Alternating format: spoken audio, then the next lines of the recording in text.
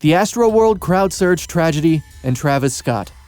There's no experience quite like a big outdoors concert or music festival, is there? The vibrations, the crowds, the lights, the music, the refreshments. It truly is an undeniable experience that everyone should have at least once in their lives. Just a grand, fun, harmless time. Until, of course, it isn't.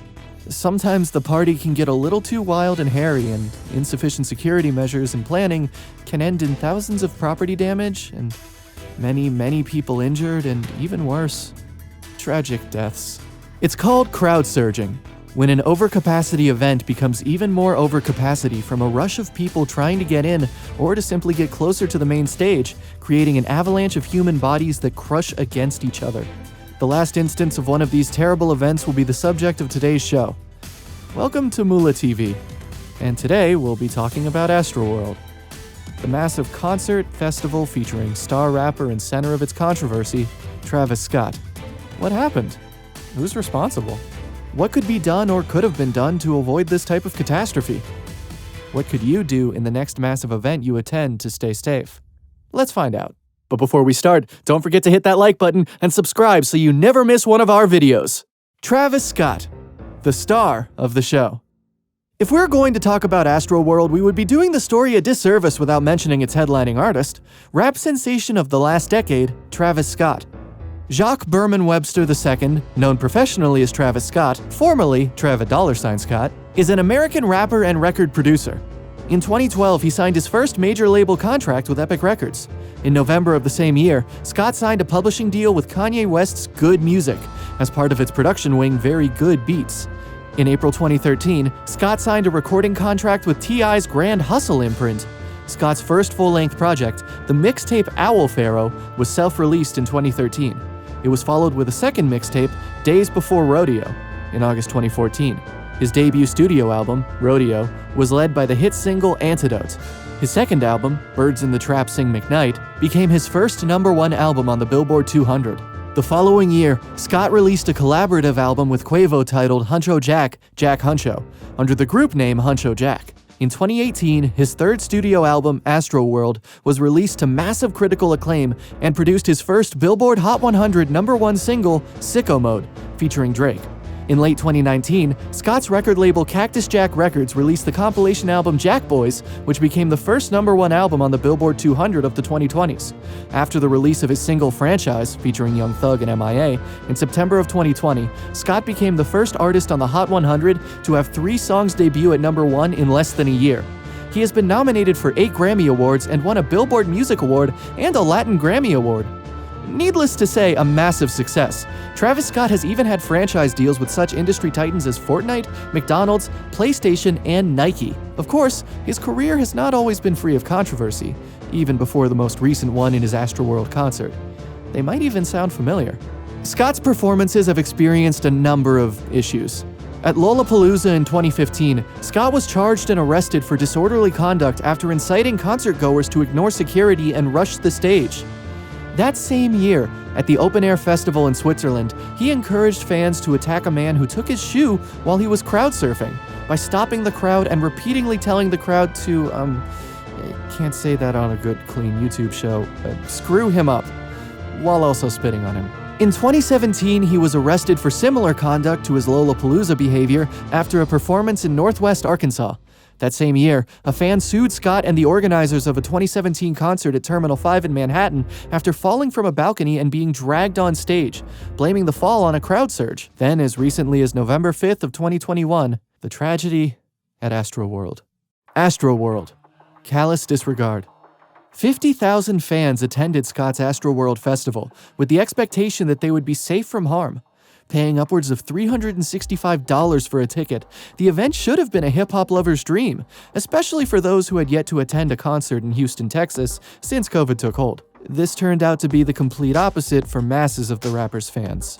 Video footage from the event shows various pockets of the audience in distress as staff and concertgoers stand oblivious further down the field.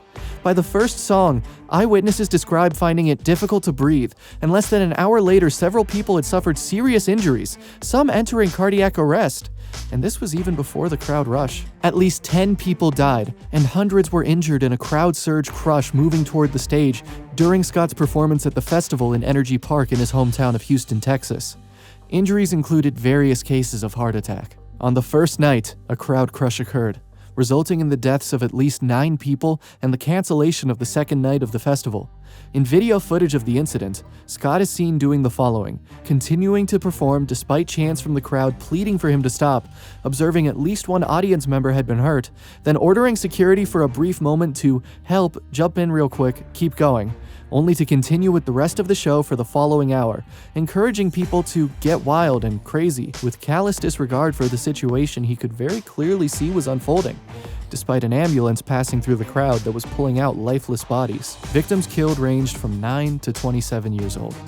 In the aftermath of the crush, news outlets highlighted Scott's history of dangerous disregard for audience safety. Rolling Stone featured a statement from a fan who had been paralyzed during a 2017 show. The New York Times took note of Scott's 2015 guilty plea for reckless endangerment after he encouraged fans to climb security barricades. Most outlets agreed all of this damage was preventable. Among other points of criticism was the painfully unself-aware fact that Scott did halt one of his performances in 2015 when an audience member stole his shoe, ordering the crowd to beat up the person responsible. At the moment of writing, Scott claims he will cover funeral costs for each victim. What could have been done? Simple. A show stop. You or any regular concert goer is likely to have experienced one at least once. The stage lights go up, the performer uses their influence to tell everybody to take a few steps back in order to free up room for fans that look like they are struggling, dehydrated, or even unconscious. Its guiding principle is simple. If they don't listen to the person they are paying to see, the show stops. The whole operation takes less than a minute in most instances because fans are willing to listen. Show stops are a relatively new invention in the world of live music. First pioneered by Steve Allen, head of crowd safety, a UK-based consultancy firm that has overseen audience protection for the likes of Eminem, Kasabian, and the Red Hot Chili Peppers. His greatest challenge landed with a number of years spent heading tour safety for Britpop legends Oasis. When he was doing Oasis years ago in the late 90s, their crowd would often go far too mental.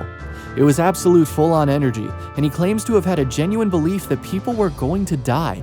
Something desperately needed to change.